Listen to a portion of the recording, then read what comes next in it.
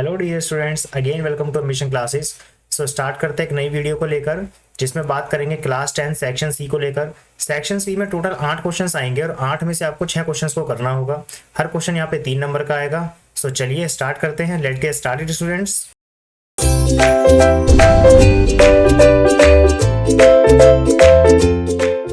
सो dear student, start करते हैं। This is the question number 26। Show that the points P, Q, R and S are the vertices of the rectangle. हमें इन चारों points को prove करना है कि ये चारों पॉइंट्स रेक्टेंगल के वर्टिसेस होंगे।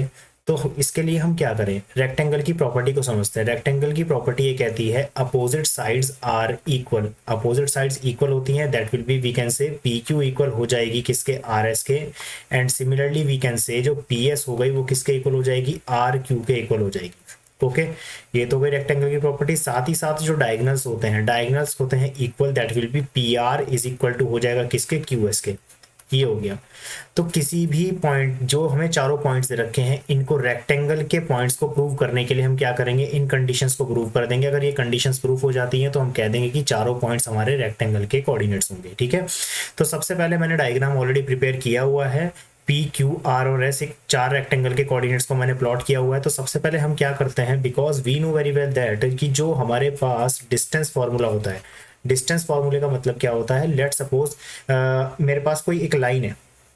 लेट सपोज एक लाइन है, मैंने कहा एक लाइन है मेरे पास AB, और A के कोऑर्डिनेट मेरे पास x1 y1 है और B के कोऑर्डिनेट मेरे पास x2 y2 है। ठीक है, अब A से लेके B तक की अगर मुझे डिस्टेंस निकालनी है तो डिस्टेंस फॉर्मूला क्या कहता है, under root x2 minus x1 का whole square plus y2 minus y1 का whole square.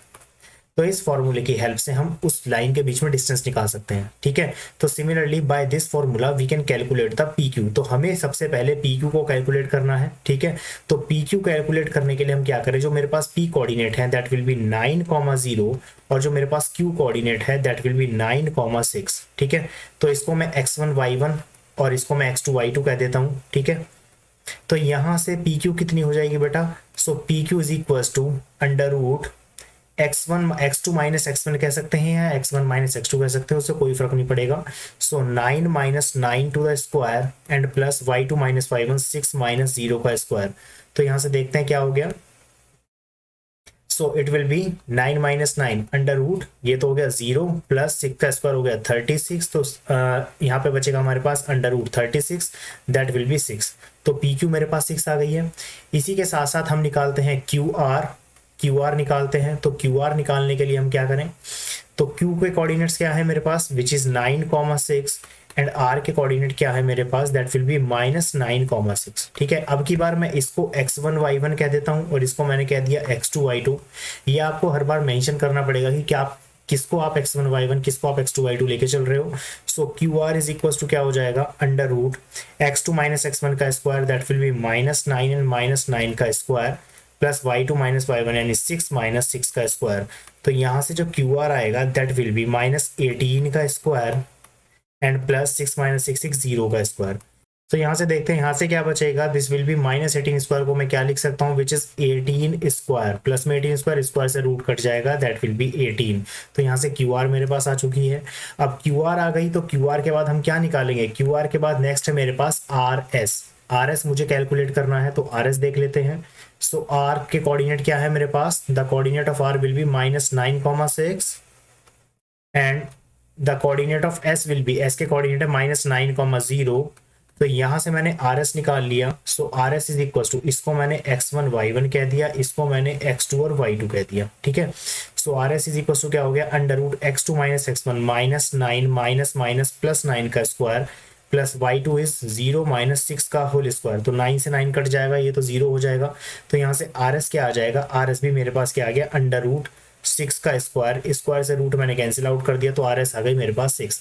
Similarly the next one is we have to be calculated the, अब मुझे निकालनी है PS। तो P के कोऑर्डिनेट मेरे पास क्या है, 9,0 है। ओके, और जो मेरे पास S है, S के कोऑर्डिनेट क्या है मेरे पास, the coordinate of S will be minus 9,0 minus 9,0। तो PS मैंने निकाला, तो PS is equal to under root 9 minus minus 9 plus का स्क्वायर एंड प्लस 0 का स्क्वायर। सो पी एस कितना आ जाएगा मेरे पास, P S will be 18 square, square से रूट कैंसिल आउट हो जाएगा, तो पी एस कितना आ गया मेरे पास 18 आ चुका है। ठीक है, तो हमने यहाँ से एक चीज नोटिस करी, वो क्या, आप देख सकते हैं जो पी क्यू है मेरे पास 6 आ गया और जो मेरे पास आर एस है वो 6 आ गया, तो इसका मतलब P Q is equal to R S, मेरी फर्स्ट वाली कंडीशन प्रूफ हो चुकी है। और साथ ही साथ जो मेरी सेकंड कंडीशन है P S is equal to R Q, वो भी मेरी प्रूफ हो चुकी है, आप देख सकते हैं। तो पी एस क्या हुआ 18 आ गया और जो आर क्यू है वो भी क्या आ गई 18 आ गई। तो यहाँ से हमने कह दिया कि जो हमारे पास पी क्यू है, P Q is equal to R S हो गई। ठीक है, एंड यहां से हमने कह दिया Q R is equal to हो गई हमारे पास पी एस के, ये हमने निकाल दिया। साथ ही साथ हम डायगोनल्स की बात करेंगे, तो डायगोनल के लिए मुझे पी आर और क्यू एस निकालना है, तो पी आर निकालने के लिए हम क्या करें, सो देखेंगे पी के coordinate, the coordinate of P is 9,0 and the coordinate of P R निकालना है, तो आर के कोऑर्डिनेट हमारे पास -9,6, -9,6। ठीक है, तो पी आर निकाल लेते हैं, इसको मैंने x1 y1 कह दिया, इसको मैंने x2 y2 कह दिया, तो यहाँ से पी आर कितना आ जाएगा, P R is equal to under root x2 minus x1 -9 का स्क्वायर प्लस 6 माइनस 0 का स्क्वायर, दैट विल बी कितना हो जाएगा -18 का स्क्वायर एंड प्लस 6 का स्क्वायर। सो -18 के स्क्वायर को हम क्या लिख सकते हैं, +18 स्क्वायर प्लस 6 स्क्वायर, तो 18 स्क्वायर हो गया यहाँ से हमारे पास 324 एंड प्लस 6 का स्क्वायर हो गया हमारे पास 36। जब दोनों को ऐड करेंगे तो कितना आ जाएगा, ऐड करने पे 6 4 10 और 3 2 5 और 1 6 और 360। सो 360 को हम क्या लिख सकते हैं, यहाँ से 360 को मैं इस तरीके से ब्रेक करके तो लिख ही सकता हूँ ना, 36 इंटू 10। अब 36 का रूट मुझे पता है दैट विल बी 6 होता है, तो under root 10 as it is रह जाएगा, तो यहाँ से क्या आ गया 6 अंडर रूट 10 आ गया। Similarly we have to be calculated the next diagonal, the length of the next diagonal is, यानी कि हमें क्यू एस निकालना है। ठीक है, तो क्यू एस निकालने के लिए the coordinate of Q is 9,6 and S, the coordinate of S, S के कोऑर्डिनेट क्या है मेरे पास -9,0। तो यहां से क्यू एस निकाल लेते हैं, तो Q S is equal to under root, यहाँ से क्या हो गया x1 माइनस x2, यानी कि वही, इसको मैंने x1 y1 कह दिया, इसको मैंने x2 y2 कह दिया। ठीक है, तो x2 माइनस x1 यानी -9 का square plus y2 minus y1 that will B 0 minus 6 का स्क्वायर, तो यहाँ से ये कितना हो गया -18 स्क्वायर एंड प्लस -6 स्क्वायर। ठीक है, -18 स्क्वायर अगेन वही हो जाएगा 324 हो गया यहाँ से, और ये हो जाएगा 36, तो यहाँ से कितना हो जाएगा 324 और 36 हो गया हमारे पास 360। अगेन वी कैन से 6 अंडर रूट 10। तो आपने यहाँ से देखा कि जो मेरे पास पी आर है और जो मेरे पास क्यू एस है वो भी हमारी इक्वल आ चुकी है, तो P R is equal to Q S. ठीक है, so now we can say that all the 4 coordinates are the vertices of the rectangle. Okay students, तो लास्ट में आप लिख के बता देंगे all the 4 coordinates are the vertices of the rectangle. Okay students, so now move on to the next question. So dear student, this is the question number 27. In the question number 27 is the first term of an AP of 20 term is 2 and its last term is 59. Find its sixth term from the end. So question क्या कह रहा है, question में आपको first term दे रखी है, एक AP है जिसके अंदर 20 टर्म्स हैं। ठीक है, तो हम यहाँ पे नोट कर लेते हैं सॉल्यूशन में, तो जो हमारे पास टोटल नंबर ऑफ टर्म है that will be n is equal to 20, मेरे पास 20 टर्म्स हैं। इसकी जो फर्स्ट टर्म है यानी कि a मेरे पास कितना है 2 है, एंड इस लास्ट टर्म को मैंने l से डिनोट कर दिया, या either we can say a of n, an का हो या लास्ट टर्म को हम l से डिनोट कर देते हैं, दैट विल बी 59 हमें दे रखा है। ठीक है, हमें इसकी 6 टर्म निकालनी है, वो भी एंड से। तो सबसे पहले मैं क्या करूँ, मेरे पास d नहीं है, तो इसके लिए सबसे पहले हम d निकाल लेते हैं। तो we know very well that an का जो फॉर्मूला होता है a plus n-1 into D होता है। an का मतलब क्या है, या तो an कह दो या लास्ट टर्म कह दो, मेरे पास 59 है, इज इक्वल टू a मेरे पास कितना है 2 है, और n मेरे पास क्या है, टोटल नंबर ऑफ टर्म्स है मेरे पास 20। तो यहाँ से हमारे पास d की वैल्यू आ जाएगी 59 minus 2 is equal to 19d, और ये आ जाएगा 57 इज इक्वल टू 19d, 19 3 जा 57, तो d की वैल्यू मेरे पास क्या आ गई 3, मेरे पास d3 आ चुका है।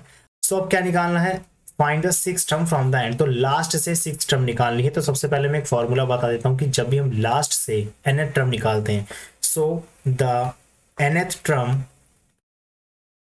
टर्म फ्रॉम द लास्ट, तो लास्ट से मैंने nth टर्म निकाल ली, दैट विल बी होता है l minus n-1 into D, जहाँ पे l का मतलब क्या है लास्ट टर्म होगी, तो इसलिए अब हम मुझे कौन सी टर्म निकालनी है 6th टर्म। तो sixth term from the last से जो सिक्स टर्म होगी दैट विल बी, एल का मतलब कितना है मेरे पास, यानी कि लास्ट टर्म मुझे 59 दे रखी है, -6 -1 इंटू डी की वैल्यू मेरे पास 3 है, सो 59 minus 5 into 3 that will B 59 minus 15। तो बेटा कितना आ जाएगा यहाँ से, ये आ जाएगा हमारे पास 9 में से 5 जाके 4 और 5 में से 4 44। सो 44 is the last six term from the end. Okay students, so note it down the formula of nth term from the end, that will be L minus n minus 1 into D. So now move on to the next question, which is the choice question of 27. So dear student, this is the question जो हमें 27 की choice में देखने के लिए मिल रहा है, that will be if Sn denote the sum of the first n term of an AP. Sn क्या है, nth टर्म का सम है किसी AP का, जिसमें हमें ये कंडीशन प्रूव करनी है s of 30 is equal to 3 into s of 20 minus s of 10, ये हमें प्रूव करना है। तो इसके लिए हम क्या करें, सबसे पहले मुझे पता है कि किसी भी AP में अगर nth टर्म है तो उसका सम का फॉर्मूला क्या होता है। So the solution is s of n is equal to n upon 2a plus n minus 1 into D. This is the formula of nth term का जो सम होता है उसका, ठीक है। So now first of all we have to be calculated the s30। तो हमने क्या किया, n की जगह पे यहाँ पे 30 रख दिया। सो s30 कितना आ जाएगा, that will B 30 upon 2a plus 30 minus 1 into D. मैंने n को रिप्लेस कर दिया है 30 से, तो यहाँ से इसको कैंसिल आउट किया, that will B 15। So 15 into 2a plus 29d। Okay, यहाँ से इसको मल्टीप्लाई कर देते हैं, 15 2 30, 30a प्लस 15 इंटू 29 कितना हो जाएगा, 435d। This is the equation number 1 we can say, इसको मैंने इक्वेशन नंबर 1 कह दिया। Now move on to the next which is, अब मैं क्या कर रहा हूँ, n की जगह रिप्लेस करूंगा 20 को, तो मैंने n की जगह 20 रख दिया, that will be s of 20 कितना हो जाएगा, 20 upon 2 into 2a plus 20 minus 1 into D. Okay, तो यहां से हमने देखा विच इज 10, तो ये आ जाएगा हमारे पास 10 into 2a plus 19d। Okay, multiply कर दिया which is 20a plus 190d। This is the equation number 2 we can say. और साथ ही साथ मुझे क्या चाहिए, नेक्स्ट मुझे चाहिए n की वैल्यू 10, तो यानी मैंने n की जगह पे 10 रिप्लेस कर दिया, तो s ऑफ 10 कितना हो जाएगा, 10 upon 2a plus 10 minus 1 into D. Okay, so 2 5 ज़ा 10, तो यहाँ से कितना आ गया, 5 इंटू 2a प्लस 9d। तो ये कितना हो जाएगा, 5 2 ज़ा 10a प्लस 9 5 ज़ा 45d। This is the equation number 3 we can say.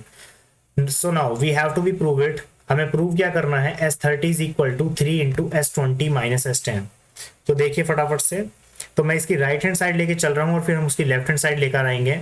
So 3 of s20 मेरे पास कितना आया है, that will B 20a plus 190d, 20a plus 190d और माइनस s10 मेरे पास कितना आया है, that will B 10a plus 45d, 10a plus 45d।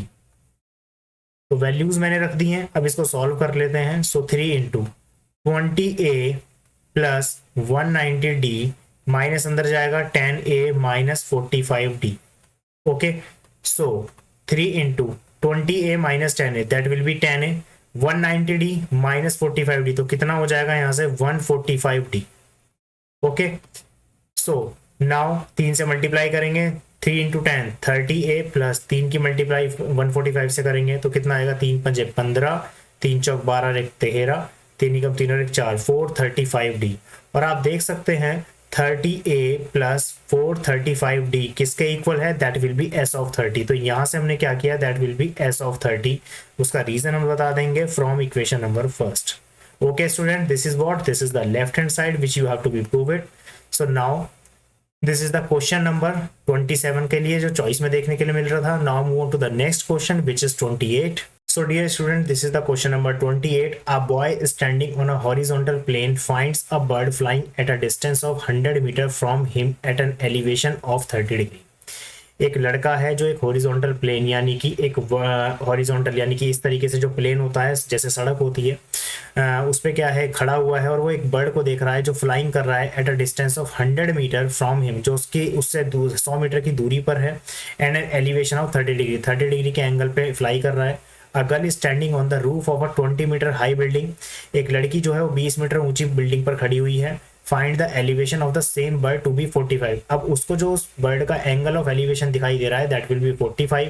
The boy and the girl are on the opposite sides of the bird, तो जो लड़का है और लड़की है वो बर्ड के अपोजिट साइड्स पे खड़े हैं। Find the distance of the bird from the girl, ये हमें निकालना है। सो बेटा देखिए डायग्राम मैंने ऑलरेडी प्रिपेयर किया हुआ है, ठीक है। और डायग्राम जब आप प्रिपेयर करेंगे एप्लीकेशन ऑफ ट्रिग्नोमेट्री के क्वेश्चंस में, तो आपको उसके बारे में बताना पड़ेगा जो आप लेबलिंग कर रहे हो कि क्या क्या चीज़ उसमें है। तो जैसे आप देख सकते हैं यहाँ पे क्या है, सबसे पहले given B C is equal to 100 metre, तो बी सी क्या है वो 100 मीटर है, क्योंकि जो बी है वो क्या है एंगल ऑफ एलिवेशन है, यहाँ पे लड़का खड़ा है, और सी क्या है ये बर्ड है जो फ्लाई कर रहा है।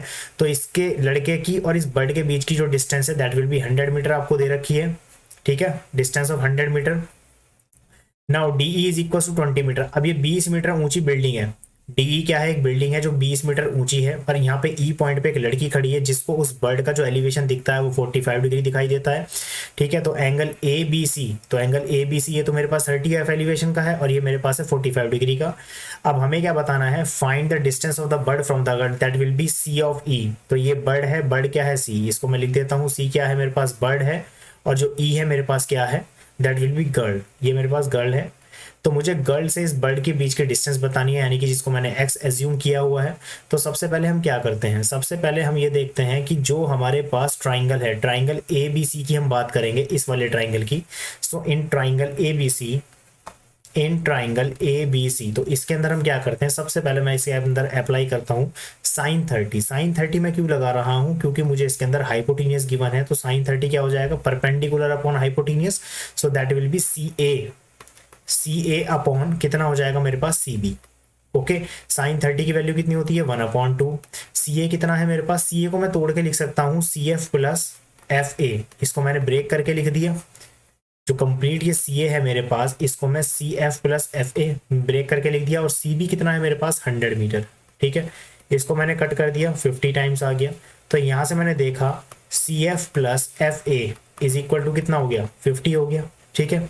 अब सी एफ कितना है मुझे तो नहीं पता, सी एफ मैंने निकाल लेना है। एफ ए मेरे को दे रखा है, क्योंकि जब 20 मीटर हाई बिल्डिंग है तो एफ ए भी कितना हो जाएगा 20 हो जाएगा। तो यहाँ से एफ ए हो गया 20, that will be equal to 50। तो यहाँ से मैंने सी एफ की वैल्यू निकाली which is equal to 30 degree, sorry 30, only 30। तो सी एफ कितना आ गया मेरे पास 30 आ गया, तो ये मेरे पास 30 आ गई। अच्छा, अब मैं क्या करता हूँ, क्योंकि मुझे x निकालना है, तो x निकालने के लिए मैं क्या करता हूँ, मेरे पास अगेन हाइपोटीनियस है और मेरे पास परपेंडिकुलर है, ठीक है। तो इसके लिए अगेन हम दिस ट्राइंगल, ये वाला जो ट्राइंगल है मेरे पास ट्राइंगल सी एफ ई, इस ट्राइंगल सी एफ ई में मैं अगेन साइन 45 अप्लाई करता हूँ। So now in triangle C F E, तो ट्राइंगल सी एफ ई में मैंने क्या लगाया साइन 45, तो साइन 45 कितना हो जाएगा that will be perpendicular upon hypotenuse, यानी कि C F upon hypotenuse is what C E. Okay, तो साइन 45 कितना होता है 1/√2। सी एफ हम ऑलरेडी निकाल चुके हैं दैट विल बी 30, और सी ई मैंने एक्स एज्यूम किया हुआ है, तो एक्स इज इक्वल टू कितना आ जाएगा 30/√2, और √2 की वैल्यू आपको क्वेश्चन में ऑलरेडी गिवन है दैट विल बी 1.414 आपको लेनी है, ठीक है।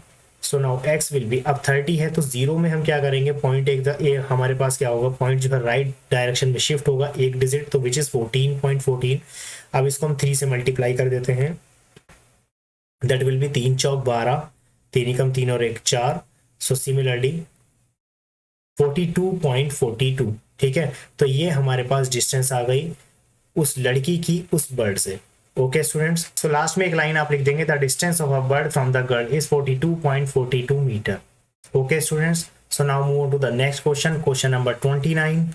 So dear student, this is the question number 29. Find all the zeros of the polynomial x raised to the power 4 plus x cube minus 14x square minus 2x plus 24 if two of its zeros are under√2 and minus under√2। तो देखिए बेटा, आपको क्या करना है, सबसे पहले सारी की सारी जीरोज हमें फाइंड आउट करनी है। 4 जीरोज हमें पता है, इक्वेशन की हाईएस्ट पावर क्या है 4 है, तो ये बाय क्वाड्रेटिक इक्वेशन है, और किसी भी इक्वेशन में जितनी हाईएस्ट पावर होती है उसकी उतनी ही जीरोज होती हैं। यहाँ पे हाईएस्ट पावर 4 है, तो ये बाय क्वाड्रेटिक इक्वेशन है, और बाय क्वाड्रेटिक इक्वेशन में टोटल 4 जीरोज होंगे।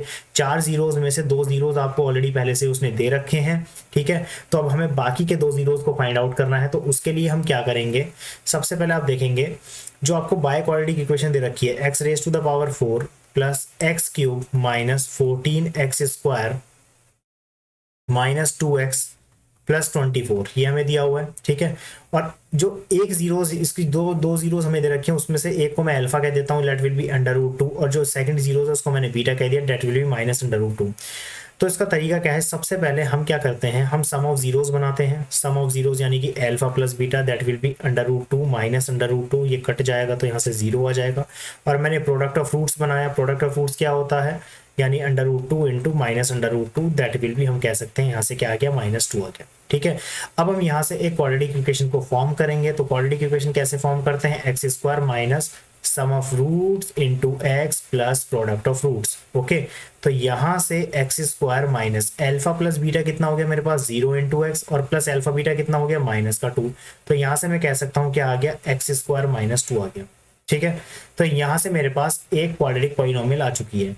बिकॉज कंप्लीट इक्वेशन क्या है, एक बाय क्वाड्रेटिक है, वहां से मैंने एक क्वाड्रेटिक इक्वेशन फॉर्म कर ली है। तो इसका मतलब क्या हुआ, अब इस इक्वेशन से जो मैंने बाय क्वाड्रेटिक बनाई है, सॉरी जो मैंने क्वाड्रेटिक इक्वेशन बनाई है x² -2, इससे अब इस कंप्लीट इक्वेशन को हम लॉन्ग डिवीजन मेथड से डिवाइड करेंगे, और वहां से हमें जो क्वोशंट मिलेगा that will be in the form of quadratic equation, ठीक है। तो उसके हेल्प से ही हम इसके जीरोस को फाइंड आउट करेंगे। तो देखते हैं सबसे पहले, सो x² -2 से मुझे डिवाइड करना है पूरी इक्वेशन को, that will B x⁴ plus x cube minus 14x² minus 2x plus 24। So now this is, तो सबसे पहले क्या करें कि जो फर्स्ट टर्म है विच इज x⁴ दे रखा है, तो हम x² से मल्टीप्लाई करेंगे तो क्या आएगा, x⁴ माइनस 2x²। तो इसमें लॉन्ग डिवीजन मेथड में बस एक ही चीज का ध्यान रखना होता है कि जो पावर है उसको नीचे उसी टर्म्स को लिखना होगा। अब हम माइनस करेंगे तो माइनस करने से सारे साइन अपोजिट होंगे, तो x⁴ से x⁴ कट जाएगा। तो यहाँ क्या बचेगा, x³ को मैं एज इट इज उतार लेता हूँ पहले। यहाँ क्या बचेगा मेरे पास, माइनस का 12x², ठीक है। अब हम क्या करते हैं, मुझे x³ माइनस 12x² है, तो मुझे x³ चाहिए, x² यहाँ ऑलरेडी है, तो मैं क्या करता हूँ प्लस x से मल्टीप्लाई कर देता हूँ, that will B x³ minus 2x, मेरे पास क्या आएगा 2x। तो x² के नीचे नहीं, हम इसको 2x के नीचे लिखेंगे, तो मैं यहाँ पे 2x उतार लेता हूँ पहले, और यहाँ पे आ गया माइनस का 2x। तो मैंने जब माइनस करना है तो दोनों साइन अपोजिट हो जाएंगे, तो x³ से x³ कट जाएगा, 2x से 2x कट जाएगा, तो मेरे पास बचेगा -12x², और बाकी जो रिमेनिंग टर्म्स है उनको भी मैं उतार लेता हूँ, दैट विल बी -4 प्लस का 24। तो अभी क्या करें, x² ऑलरेडी है, तो मैं -12 से यहाँ पे मल्टीप्लाई करता हूँ, तो -12x² एंड -12 और -2 विच इज +24, दोनों को सब्ट्रैक्ट करेंगे, तो सब्ट्रैक्ट करने से क्या हो जाएगा, कैंसिल हो जाएगा, रिमाइंडर 0 हो जाएगा। सो बेटा एक बात का ध्यान रखेंगे, जैसे मैंने यहाँ पे क्वाड्रेटिक इक्वेशन बनाई थी, जब हम इसको इससे डिवाइड कर रहे हैं तो और हमेशा ये कंडीशन ही है कि इसका जो रिमाइंडर है वो 0 आएगा ही आएगा। अगर 0 नहीं आ रहा है तो आपके डिवीजन में कहीं ना कहीं गलती है। तो अब हम इसको किस तरीके से लिख सकते हैं, that will B x² -2 into x² plus x -12, ये मेरे पास आ गई दूसरी क्वाड्रेटिक इक्वेशन। तो दो रूट्स तो मेरे पास पहले से थे ही, अब मुझे क्या करना है, इस वाली क्वाड्रेटिक पॉलिनोमियल को मिडिल टर्म स्प्लिट से हम सॉल्व कर लेंगे।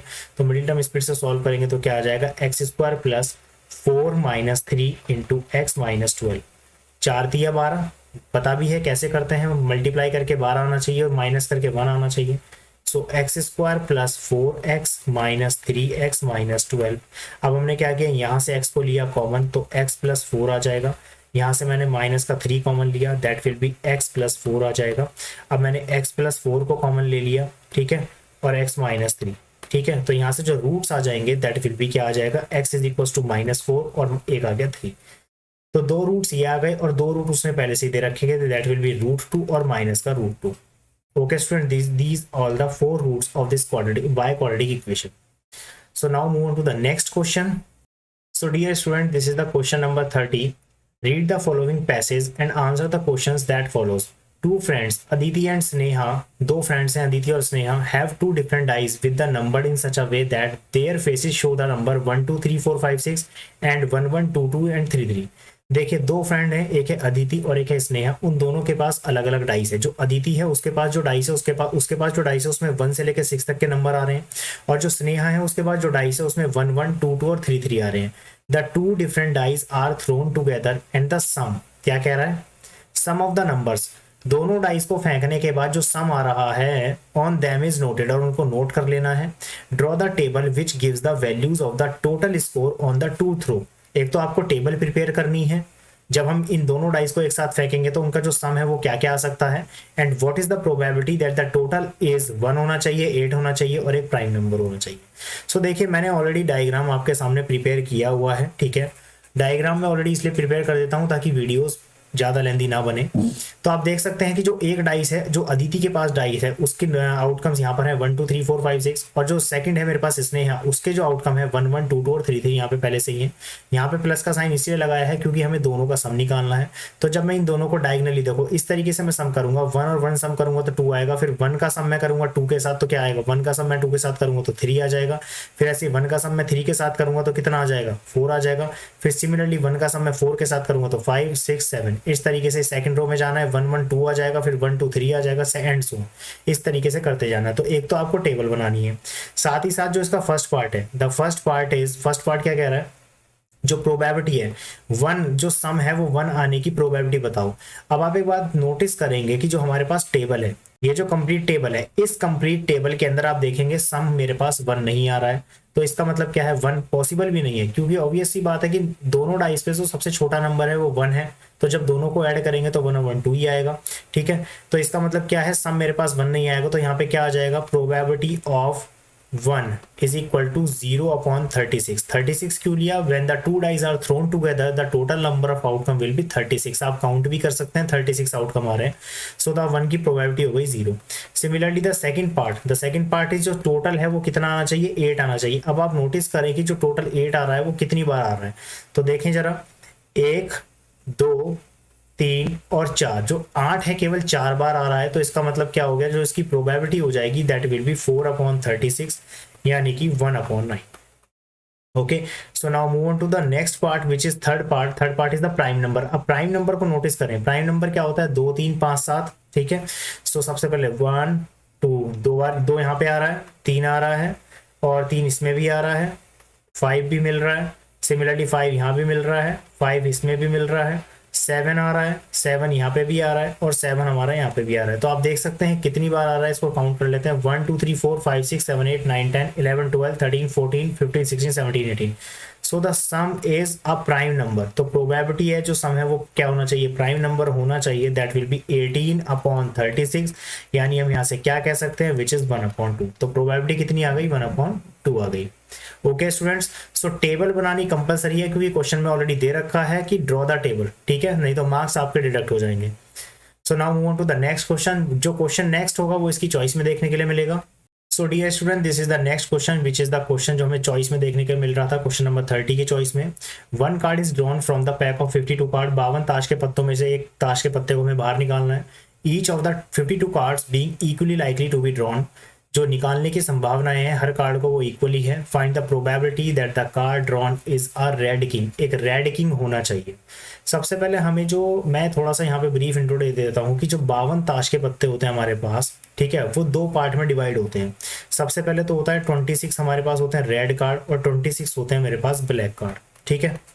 अब जब रेड कार्ड होते हैं तो रेड फर्दर हमारे 2 सूट में डिवाइड होते हैं 13-13 के, ठीक है, 13-13 में डिवाइड होंगे। जो 13 रेड होगा तो रेड में एक तो होता है हमारे पास हार्ट होता है, ठीक है, और एक हमारे पास होता है डायमंड, ठीक, इसे बोलते हैं हम यहाँ पे हार्ट और इसे हम बोलते हैं यहाँ पे डायमंड, ठीक है। सिमिलरली जो 26 होंगे वो भी 13-13 के 2 सूट में डिवाइडेड होंगे। तो पहली कंडीशन क्या हो जाएगी, यहाँ पे स्पेड आएगा, this is what, this is the spade, and next is what, club, इसे बोलते हैं क्लब, ठीक है। तो क्या कह रहा है, अ रेड किंग। अब ऑब्वियस सी बात है कि टोटल 26 रेड कार्ड है, तो एक तो हार्ट के सूट में मिलेगा किंग मेरे को, और एक मिलेगा मुझे डायमंड के सूट में। तो टोटल मेरे पास रेड किंग मिलेंगे 2। तो फर्स्ट पार्ट का जो आंसर होगा दैट विल बी, तो probability of a red king तो कितना हो जाएगा, 2 upon 52, that will be 1/26। Okay, so now move to the second part. The second part is 2 of spade. जो 2 है यानी न्यूमेरिक 2 वाला जो पार्ट है वो स्पेड का होना चाहिए। आप देख सकते हैं स्पेड के मेरे पास 13 कार्ड हैं, तो स्पेड का 2 मेरे पास पूरे ताश की गड्डी में केवल एक ही होगा। सो probability of 2 of spade is equal to 1/52। ठीक है, पूरा एक ही मिलेगा। And the third part will be tan of black suit, black suit में tan, सेम कंडीशन है। ब्लैक सूट का मतलब क्या है, ब्लैक कार्ड्स टोटल 26 होते हैं, तो again we can say probability of tan of a black suit क्या होगा यहाँ पे, again 2/52, that will be we can say 1/26। Okay dear students, this is the question number 30 के चॉइस में देखने के लिए मिल रहा था। Now move on to the last question, question number 31 of this section C. So dear student, this is the question number 31, prove the following trigonometric identities. हमें prove करना है sin a into 1 plus tan a plus cos a into 1 plus cot a is equal to sec a plus cos a के हमें prove करना है। तो मैं क्या करता हूँ, सबसे पहले लेफ्ट हैंड साइड इसकी लेकर चलूंगा। The left hand side is sin a into 1 plus tan a and plus cos a into 1 plus cot a। सो बेटा अगेन सेम कंडीशन है। देखिए आपको जब भी ट्रिग्नोमेट्री का कोई भी क्वेश्चन समझ में ना आए क्या करना है, तो आप उसको साइन कॉस में ब्रेक कर लो, सबसे बढ़िया तरीका है। ठीक है, तो साइन ए इंटू, अब यहाँ पे क्या कर सकते हैं, tan a को मैंने तोड़ लिया साइन ए अपॉन कॉस ए में। ठीक है, सिमिलरली कॉस ए मेरा एज इट इज जाएगा 1 plus cos A upon sine ए, ये आ गया। अब यहाँ क्या किया, साइन ए, यहाँ पे मैंने क्या किया, एलसीएम लिया कॉस ए को, तो यहाँ आ जाएगा मेरे पास cos A plus sign A plus cos ए, यहाँ पे मैंने लिया साइन ए एलसीएम में, तो ये आ जाएगा sine A plus cos A. अब यहाँ से मैं क्या करता हूँ, जो ऊपर आप देख रहे हैं that will be sine A plus cos A, sine A plus cos A दोनों में आ रहा है, तो मैं इसको ले लेता हूँ यहाँ से कॉमन। तो मैंने साइन ए प्लस कॉस ए ऊपर से ले लिया है कॉमन, तो कॉमन लेने के बाद जो अंदर रिमेनिंग वैल्यू बचेगी that will be sine A upon cos A plus cos A upon sine A. अब क्या करें, अंदर वाले ब्रैकेट में हमें क्या करना है, एलसीएम ले लेना है, तो दैट विल बी, ये हमारा एज इट इज रहेगा sine A plus cos A, ये आ जाएगा sine A into cos A. अब कॉस से कॉस कट जाएगा, तो that will be sine square A plus cos square A, तो ये मेरे पास हो जाएगा 1। तो यहाँ से क्या आ जाएगा, sine A plus cos A, ये आ गया मेरे पास 1 upon sine A into cos ए। और यहाँ पे आप जरूर मेंशन करें, मैंने पहले भी बताया था कि जो भी आप आइडेंटिटीज का यूज कर रहे हैं उसका रीजन यहाँ पे मेंशन करेंगे। Sign square A plus cos square ए किसके इक्वल होता है, 1 के इक्वल होता है। ठीक है बेटा, तो अब यहाँ पे देखेंगे, सबसे पहले हम क्या करें, साइन ए के, क्योंकि ये क्या है, इसको मैं 1 से इंटू कर देता हूँ, तो ये आ जाएगा sine A plus cos A upon sine A into cos ए। ठीक है, अब मैं साइन ए को ब्रेक कर देता हूं क्योंकि ये टोटल के अपॉन में है, तो sign A upon sine A into cos ए आ जाएगा, और साथ ही साथ cos A upon sine A into cos ए हो जाएगा। कॉस से कॉस कट जाएगा, साइन से साइन कट जाएगा, तो यहाँ पे देखेंगे 1 अपॉन कॉस ए बचा and plus 1 upon sine A बचा। तो 1 अपॉन कॉस ए क्या हो गया, sec A, and 1 upon sine A क्या हो गया, cosec A. This is the right hand side which you have to be prove it. So right hand side क्या थी जो हमें प्रूव करनी थी, sec A plus cosec A. Okay students, so dear student, this is the last question, ये हमारा last question था। So students, I hope कि आज के सारे क्वेश्चन सभी बच्चों को क्लियर हैं, और बेटा अगर कोई भी डाउट है तो कमेंट कर सकते हैं। You can join the Telegram channel also, यहाँ वहाँ पर सारी पीडीएफ आपको मिल जाएगी, सारे वीडियोस के लिंक भी मिल जाएंगे। एंड बेटा सब्सक्राइब माय चैनल, वीडियो अगर पसंद आए तो वीडियो को लाइक करें। मिलते हैं नेक्स्ट वीडियो में। नेक्स्ट वीडियो में बात करेंगे सेक्शन डी को लेकर, ठीक है, then move on to the section E. So तब तक के लिए bye bye everyone, have a nice day.